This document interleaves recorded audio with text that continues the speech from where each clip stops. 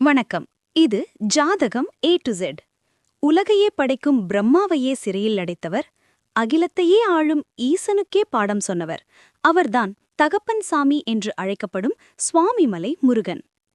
இந்த தலத்தில் இருக்கும் 60 படிகளுக்கும் உங்கள் ஜாதகத்திற்கும் என்ன சம்பந்தம்? ஓம் என்ற மந்திரத்தின் உண்மையான பொருள் என்ன? கல்வியில் மந்தமாக இருக்கும் குழந்தைகளுக்கும் புத்திகாரகனான புதனின் அருள் வேண்டுபவர்களுக்கும் இந்த தலம் எப்படி ஒரு வரப்பிரசாதம்? இன்று நாம் ஆழமாக பார்க்கப் போவது சுவாமிமலை, அறிவுக்கடலின் ரகசியம். பெயர் காரணம்: சுவாமி மலை.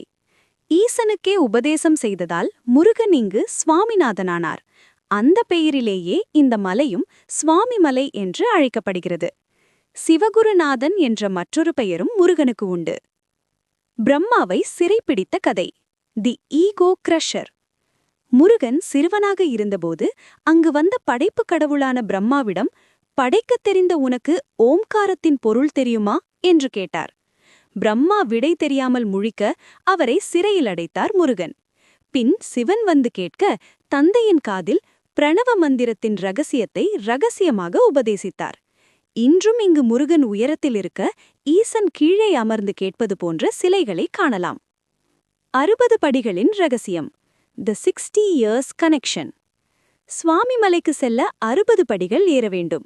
இது வெறும் படிகள் அல்ல, தமிழ் வருடங்கள். பிரபஞ்ச காலச்சக்கரத்தின் 60 தமிழ் வருடங்களை பிரபவ முதல் அட்சய வரை இந்த படிகள் குறிக்கின்றன. இந்த படிகளில் ஏறி முருகனை தரிசிப்பது ஒரு மனிதன் தன் வாழ்நாளின் அனைத்து காலகட்டங்களிலும், அதாவது ஆயுள் பலம், முருகனின் பாதுகாப்பில் இருப்பதை குறிக்கிறது. ஜாதக ரீதியான தீர்வுகள்: ஆஸ்ட்ரோ கனெக்ஷன் ஃபார் ஜாதகம் A to Z. கல்வி மற்றும் புத்தி கூர்மை ஜாதகத்தில் புதன் பகவான் பலவீனமாக இருப்பவர்கள், படிப்பு வராத குழந்தைகள், பேச்சுத்திறன் குறைபாடு உள்ளவர்கள் இங்கு வந்து மேதா தட்சிணாமூர்த்தி கோலத்தில் உள்ள முருகனை வழிபட வேண்டும். பிதர்தோஷம்: தந்தைக்கும் மகனுக்கும் கருத்து வேறுபாடு இருந்தால் இங்கு வந்து வழிபடுவது உறவை மேம்படுத்தும். ஆயுள் பலம்: 60வது பிறந்தநாள், அதாவது ஷஷ்டியாப்த பூர்த்தி கொண்டாடுவதற்கு திருக்கடையூருக்கு அடுத்தபடியாக மிகவும் விசேஷமான தலம் இதுதான்.